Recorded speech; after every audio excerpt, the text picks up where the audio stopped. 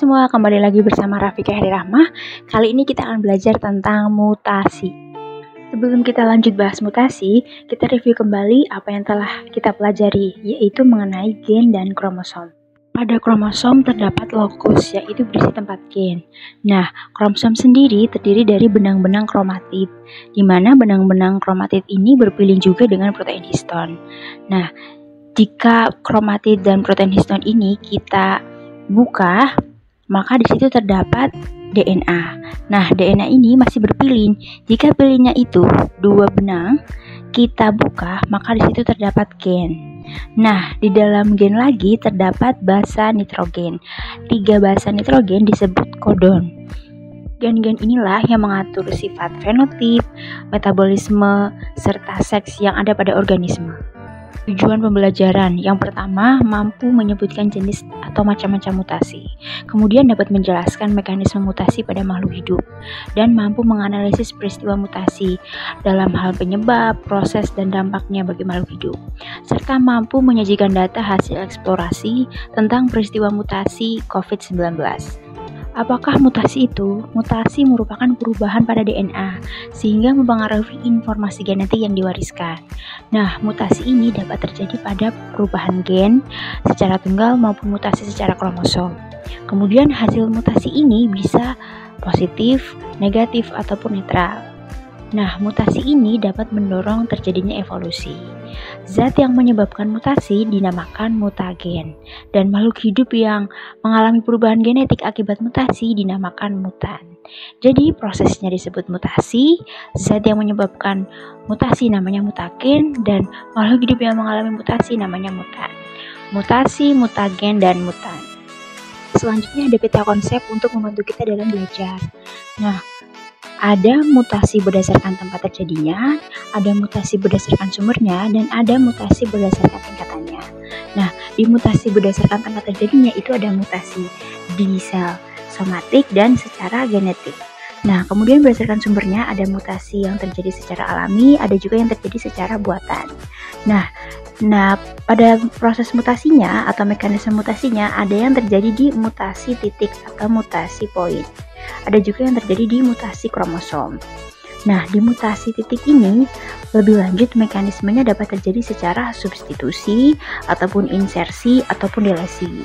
Nah, pada mutasi kromosom ini terjadi ada 2. Yang pertama, perubahan susunan kromosom, kemudian ada perubahan jumlah kromosom. Pada perubahan susunan kromosom, ini dapat terjadi karena adanya delesi, duplikasi, insersi, dan translokasi pada kromosom. Sedangkan mutasi kromosom pada perubahan jumlah kromosom ini dapat terjadi adanya euploidi dan aneuploidi. Berdasarkan letaknya, mutasi dapat terjadi yang pertama di sel gamet, yang kedua di sel somatik atau sel tubuh. Nah, jika terjadi mutasi di sel gamet, maka hasil mutasinya memiliki kemungkinan besar untuk diteruskan ke generasi berikutnya, sehingga keturunannya dapat mengalami hasil mutasi. Sedangkan di sel somatik, jika terjadi mutasi, maka hasil mutasinya tidak diteruskan ke generasi berikutnya. Berdasarkan tempat terjadinya, ini ada 2 mutasi. Yang pertama mutasi kecil dan yang kedua adalah mutasi besar. Mutasi kecil adalah perubahan yang terjadi pada susunan molekul gennya. Jadi misalkan perubahan pada urutan basa nitrogennya, sedangkan lokus gennya itu tetap. Jadi lokus gen di kromosomnya tetap. Mutasi ini tidak menimbulkan alela.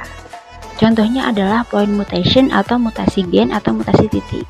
Sedangkan mutasi besar ini adalah perubahan yang terjadi pada struktur atau susunan kromosom, sehingga terjadi perubahan pada kromosom. Contoh mutasi besar ialah mutasi kromosom. Nama lain dari mutasi kromosom adalah aberasi. Kemudian ada mutasi berdasarkan faktor penyebabnya ada 2, yaitu yang pertama mutasi secara alami atau spontan, dan yang kedua mutasi secara buatan atau induksi. Nah, mutasi secara alami ini terjadi secara natural, bisa disebabkan oleh alam. Misalnya adanya sinar matahari yang mengandung sinar UV, sinar gamma, sinar radioaktif, sinar kosmos.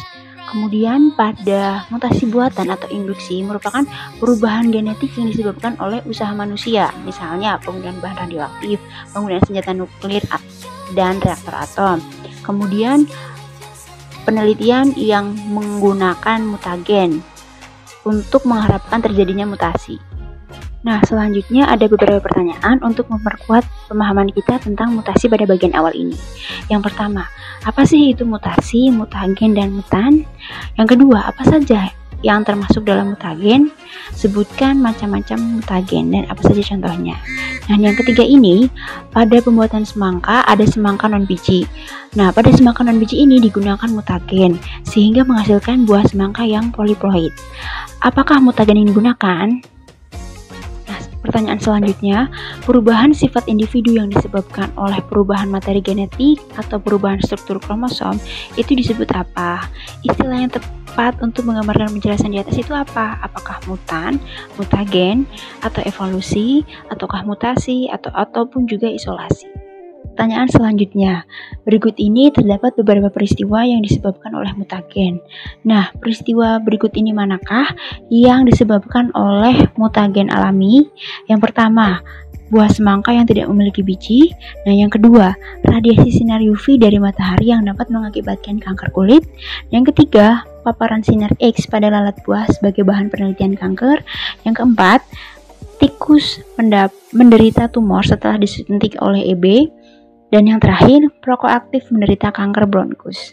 Pertanyaan keenam, seorang wanita hamil diketahui memiliki kanker kulit. Apakah kanker kulit tersebut akan diwariskan kepada anaknya kelak?